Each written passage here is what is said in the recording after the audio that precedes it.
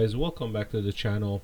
This is going to be the first cook, which I'm going to use this quick steak for a Philly cheesesteak that I'm going to be doing. And I chopped up some vegetables, some green pepper, onions, and mushrooms to basically use on the griddle.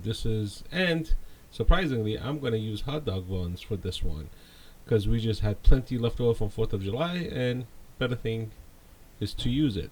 So I'm just gonna oil up the griddle. The griddle's warming up right now, so as you can see, the oil's not freely moving around. So I'm just gonna let it warm up a little bit before I throw the vegetables in. And meanwhile, while that's warming up, I'm gonna take the steak out. The steaks are frozen, as you can see, and they do come with a seasoning pack inside of each package. Each package has 3 blocks of shredded steak or sliced steak, I should say. And while I'm doing that, the oil's warming up, and we are gonna put everything on the griddle almost at the same time, because what happens is when you have all the flames on the griddle, the surface get really hot. So what I did was I turned one side on, I turned one flame on, left one off, turn one on, keep the other one off, and turn the other one on. So this one has 5 flames and I only turned 3 on. This should help with regulating the temperature. I don't want to burn the steak, I don't want to burn the bread. This should give us enough crisp and heat to do what we need to do. So once I open the steaks, I am going to drop the vegetables in.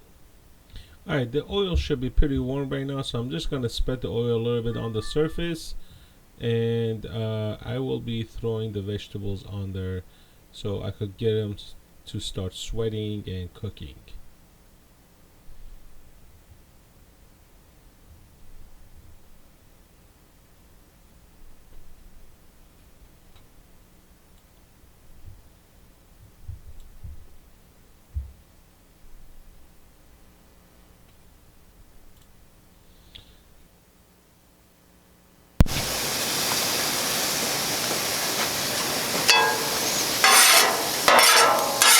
Alright, we put the veggies in first. We just gonna let the veggies sweat a little bit. And we are gonna throw the steaks in as well.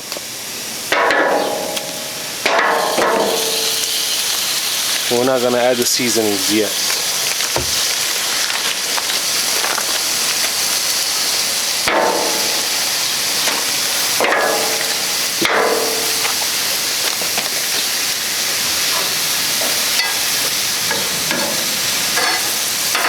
Alright, here I sped up the video so you guys don't have to go through it. I'm adding a little water to the veggies so it kind of sort of steams them as it fries them.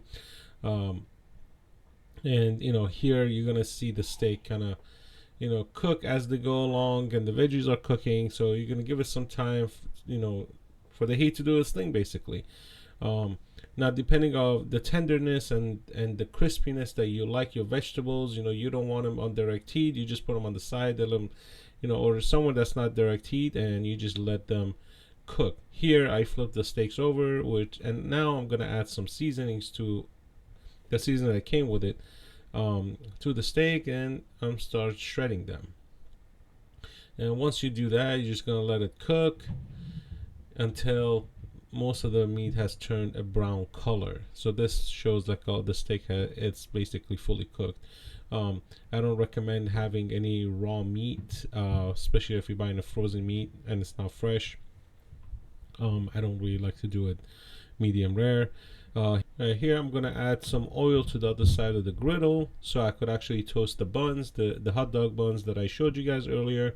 This will give it a little nice crisp, and it does give it a little flavor once you toast those buns.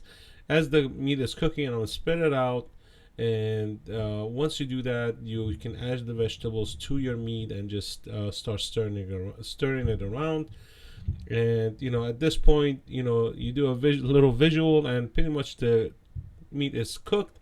And what I did was I just put it to the side in a corner So as I, move the bread, I could just move some of the meat out in the center, put the cheese on it, let the cheese do its thing, let it melt, and basically build the first sandwich. And pretty much that's how it's done. That concludes the whole cooking process. So let me know what you think. I'm gonna do a test. Let's see what it tastes. We're gonna try this right now.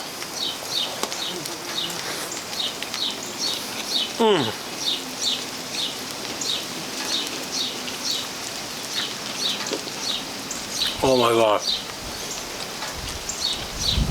One of the best cheesesteaks I've ever had.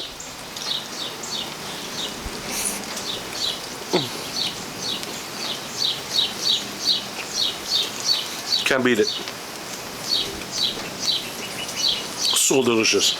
Oh my god. If you like this, leave your comments down below and hit the like button.